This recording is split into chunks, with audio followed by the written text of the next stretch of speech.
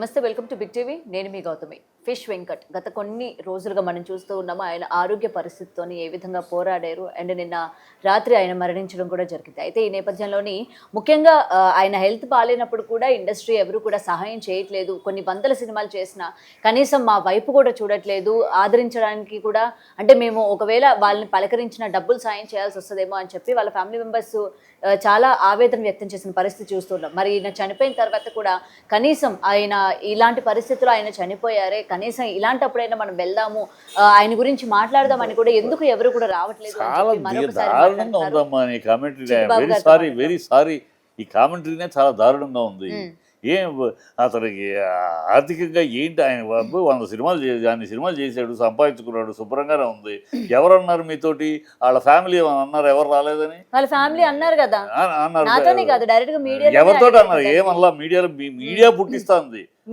అడిగారండి ఏమి ఆవిడెప్పుడు ఎవరు రాలేదు, మాకు ఆర్థిక సాయం చేయలేదు అని వాళ్ళ ఫ్యామిలీ మెంబర్స్ ఎవరు మాట్లాడారు. ఆర్థిక సాయం చేయలేదని వాళ్ళు అడిగారు. గతం లేదు, ఎందుకంటే నేను డెఫినెట్ గా అడుగుతాను, ఎందుకంటే మాట్లాడుతున్నారు వాళ్ళ వైఫ్. లేదు నాతోనే అడిగారు ఆవిడ, సినిమాలు చేశారు కదా, సహాయం కూడా చేయట్లేదు. సహాయం ఏం సంపాదించాడు? వీడి సినిమాలు చేసినాడు, ఎవడో ఏమి సంపాదన లేదు పాపం, ఇండస్ట్రీ నమ్ముకుని ఎన్నాడు బతికాడు, ఏమి లేవు అనుకుంటూ ఆయన ఎన్ని సినిమాలు చేశాడు, ఎంత సంపాదించాడు? సంపాదించిన వాడికి ఇంకా ఆర్థిక సహాయం ఏంటి? సంపాదించాడు. నువ్వు సంపాదించకపోతే ఏది పాపం ఉన్నాడు కానీ ఎక్కడ సినిమాలు లేవు, పాపం మంచి ఆర్టిస్టు లేవు, కష్టపడ్డాడు అని అలా చాలామంది పోయిన వాళ్ళు ఉన్నారు. వాళ్ళకి వీళ్ళు ఫిష్ వెంకటేష్ శుభ్రంగా నెంబర్ ఆఫ్ సినిమాలు చేశాడు, పెద్ద హీరోలు పెద్ద సినిమాలు చేశాడు, సో శుభ్రంగా సంపాదించుకున్నాడు. సంపాదించాడు, అతనికి ఆర్థిక సాయం ఏంటి? పలకరించడం అనేది ఇండస్ట్రీ చాలా మంది ఒకళ్ళు పోయినప్పుడల్లా అందరూ వెళ్ళరు, బులోమని ఎవరు ఒకళ్ళు పోగానే అనుకోరు, అనుబంధాలను బట్టి వెళ్తారు. వాళ్ళ కోటా శ్రీనివాసరావు పోయారు, అందరూ వచ్చారంటే ఆయన పెద్ద స్టార్ అని కాదు. ఆయన 750 సినిమాలు పనిచేసినప్పుడు ఒక్కొక్కరితో బంధాలు ఏర్పడతాయి, వాళ్ళ ఫ్యామిలీతో బంధాలు ఉంటాయి. పలకరించడానికి ఎవరు పలకరిస్తారు కదా, వాళ్ళ ఫ్యామిలీని పలకరించడానికి వెళ్తాం. వాళ్ళ ఫ్యామిలీ అయ్యో మనకు కోటా ఫ్యామిలీ పరిచయం ఉంది ఏమా అని ఓదార్చడానికి వెళ్తాం. పరిచయమే లేనప్పుడు పేరు పరిచయమే తప్పితే పరిచయం లేనప్పుడు ఫిష్ వెంకటేష్ నేనున్నా, నాకు పేరు పరిచయం, కనపడినప్పుడు నమస్కారం అంత తప్పితే వాళ్ళ ఫ్యామిలీతో వాళ్ళతో మనకేమి ఇంటరాక్షన్ లేదు. ఎవరో అడిగారు, మంచి నటుడు పోయాడు అంతే తప్పితే వెళ్ళిపోయి పలకరించి ఫ్యామిలీ వెళ్ళి పలకరించి మీకు ఇంకా ఎందుకు అడుగుతారమ్మా? ఈ ప్రతిదానికి ఎక్కడ ఇప్పుడు వీళ్ళు ఇవాగే వాళ్ళు ఎవరన్నా వెళ్ళి వాళ్ళ బంధువుల్లోనే ఎవరన్నా వాళ్ళు చచ్చిపోతే ప్రతిదాన్ని పరిగెడుతున్నారా? బాగా బంధం ఉంటేనే పరిగెడతారు. ఊరినే పిచ్చి కమెంట్లు ఏదో ఒకటి వాగుడు తప్పితే ఇట్స్ అందరూ artist association immediate condolence message పెట్టారు, అందరికీ కండోలెన్స్ పెట్టారు. అలా ప్రతి ఆర్టిస్ట్ చనిపోయినప్పుడల్లా సంతాసభ లేదు. ఇదివరకు పెట్టేవాళ్ళు పెట్టాలంటే ఎలా ప్రతిసారి పెట్టడం అనేది కాదు, సంతాసభ మెసేజెస్ ఎవరికాళ్ళు పెట్టేది పెడతారు అంతే. వెళ్ళి పలకరించాలి అంటే నాకు ఆ ఫ్యామిలీతో బంధం ఉంటే పలకరిస్తానండి కదా. నాకు ఆ వ్యక్తి పోయాడు, వ్యక్తి తప్పితే వ్యక్తిగా పరిచయం తప్పితే మిగతా ఫ్యామిలీతో బంధం లేదు. ఫ్యామిలీని ఇప్పుడు ఫ్యామిలీతో బంధం ఉంటేనే మనం వెళ్ళాలి, పలకరించాలా? అంటే ఆ వ్యక్తితో మనకి బంధం ఉన్నా వెళ్ళవసరం లేదా? ఆ వ్యక్తితో ఉంటే మెసేజ్ పెట్టుకుంటాం, సారీ చెప్పుకుంటాం, అంతేగాని వెళ్ళి పలకరించాల్సిన నెసెసిటీ ఉండదమ్మా. అందరూ వెళ్ళరు, హ్యూమన్గా ఊరినే మీరేదో మీడియా కనుక మాట్లాడేస్తూ ఉంటే ఊరినే వెళ్తారా? ప్రతి చోట వెళ్తారా? ఈ మాట్లాడే వాళ్ళందరూ వాళ్ళకి పరిచయం ఉన్న ఎవరు సరిపోయినా పరిగెడతారా? బంధం ఉంటే వెళ్తారు. ఆ ఫ్యామిలీతో పరిచయాలు ఉంటే అయ్యో పాపం మన సీతక్క భర్త చనిపోయాడు, లేదా మన రామయ్య కూతురు చనిపోయి బంధాన్ని బట్టి వెళ్ళి అమ్మని పలకరించి వస్తారు. లేనప్పుడు ఎక్కడికి ఎవరిని పలకరిస్తాము? అక్కడికి వెళ్ళి నా మొహం వాళ్ళకి తెలియదు, వాళ్ళ మొహం నాకు తెలియదు, ఇంట్లో వాళ్ళకి ఏం పలకరిస్తామండి? కానీ మొక్క పరిచయం లేకపోయినా మీతో తిరిగిన వ్యక్తి, లేకపోతే మీతో పని చేసిన వ్యక్తి కాబట్టి ఈ రోజు ఆయన లేకపోయేసరికి వెళ్ళి ఆఖరి చూపు చూద్దామని ఉంటుందా? సంతాపం ప్రకటిస్తాం. అలా చూడాలంటే జీవితం అంతా దానికే సరిపోతుంది, అర్థమైందా? అలా చూడాలంటే వాళ్ళ ప్రతిదానికి వెళ్ళి పలకరిస్తూ ఉండాలంటే జీవితం అంతా సినిమా ఫీల్డ్లో రోజుకు ఒకళ్ళు పోతూ ఉంటారు. ఈ రోజు సినిమా ఫీల్డ్ మొత్తం ఒక్కొక్కడికి ఇళ్ళకి పరిగెడతారో సరిపోతుంది. అవి ఉన్నాయి టూ మచ్ ఇన్హ్యూమన్. మాకుంటే మర్యాదలు మాకుంటే ఎవరికి ఎప్పుడు వెళ్ళాలి కలుస్తాం. ఎవరి సందర్భం వచ్చినప్పుడు వాళ్ళ ఆర్థిక సహాయం వేయటమే. ఆయన సినిమా 2 సినిమాలు 8 సినిమాలు చేశాడు, పెద్ద హీరోలు సినిమాలు చేశాడు, పెద్ద సినిమాలు చేశాడు. ఆయనకి ఆర్థిక సాయం ఏంటి?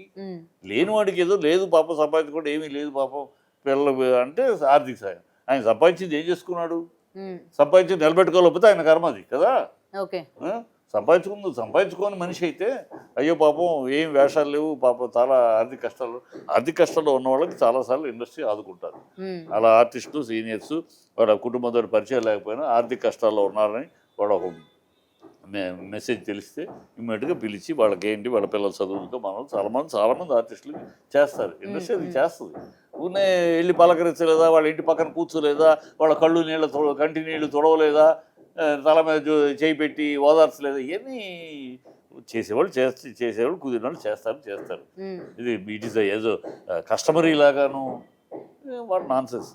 మరి ఈ రోజు వాళ్ళ ఫ్యామిలీ మెంబర్స్ కావచ్చు, లేకపోతే వాళ్ళ తనని అభిమానించే అభిమానులు కూడా ఇవాళ అక్కడ ఉండి మీడియా ముఖంగానే అడుగుతున్న పరిస్థితి కనిపిస్తుంది. వాళ్ళు అడగటంలో అర్థం లేదు. ఏమడుగుతారు, ఎందుకు అడుగుతారు? మీ ఆయన సంపాదించినప్పుడు వాళ్ళు సంపాదించినప్పుడు ఆయన ఎంతమందికి చేశాడు, ఆయన ఎంతమందికి ఆర్థిక సహాయం చేశాడు, ఇవన్నీ మాట్లాడితే చాలా అసహ్యంగా ఉంటాయి. మా మనిషి చనిపోయాడు, సింపతి, నెంబర్ ఆఫ్ సినిమాలు చేశాడు, సంతోషం. అంత బాగా ఆర్టిస్టు అనారోగ్యంతో చనిపోయాడు, సింపతి, వీళ్ళు షో అవర్ వాళ్ళ మీద సానుభూతి ప్రకటిస్తాం. అంతే, వెళ్ళాలి, పలకరించాలి, వాళ్ళకి ఆర్థిక సాయం చేయాలి, వాళ్ళు చేయాలి, వీళ్ళు ఇదే పనే. లేనివాడు పోతే ఆర్థిక సాయం చేయాలి, ఉన్నవాడికి పోతే ఆర్థిక సాయం ఏంటి? అవకాశం డెఫినెట్గా సంపాదించాడు. సంపాదించకపోతే ఆయన కర్మ అది. ఏంటి ఇన్ని సినిమాలు చేసి, ఇంత పెద్ద సినిమాలు, ప్రతి సినిమాలో ఉన్నాడు, ప్రతి హీరో సినిమాలో ఉన్నాడు, ఇన్ని సినిమాలు చేసి ఆయన సంపాదించలేదు అంటే అబద్ధం. అది సంపాదించలేదు, మా దగ్గర లేదంటే అబద్ధం అని అయి ఉండాలి, లేకపోతే ఆయన ఇతర విధంగా డబ్బులు తగలబెట్టి ఉండాలి. ఎందుకంటే వాళ్ళ భార్య కావచ్చు, కూతురు కావచ్చు, బిల్లులు కూడా కట్టుకోలేని పరిస్థితుల్లోనే మాకు సహాయం చేయండి అని అడిగిన ఎట్లా ఆ పరిస్థితి ఉంది? ఎందుకుంది ఆ పరిస్థితి? అది ఎవరు అన్ని సినిమాలు చేసిన వాడికి ఆ పరిస్థితి అంటే వినటానికి కూడా హాస్యాస్పదంగా ఉంది.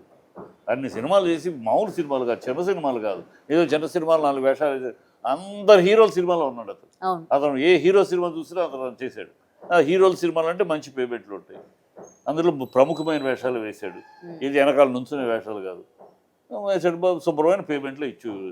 మరి అంత సంపాదన ఏం చేశాడు ఆయన సంపాదన ఏం చేశాడు? అది అడిగితే అసహ్యంగా ఉండదు. ఈ సందర్భంలో అవన్నీ మాట్లాడితే కనుక అవన్నీ పిచ్చి మాటలు.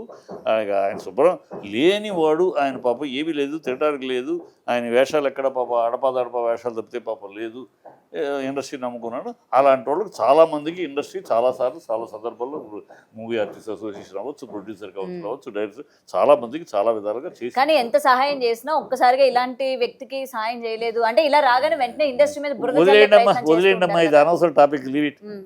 మాట్లాడాలనుకోవట్లేదు, వద్దు, అనవసరం. Okay, right sir, thank you. For more videos like this, subscribe Big TV channel.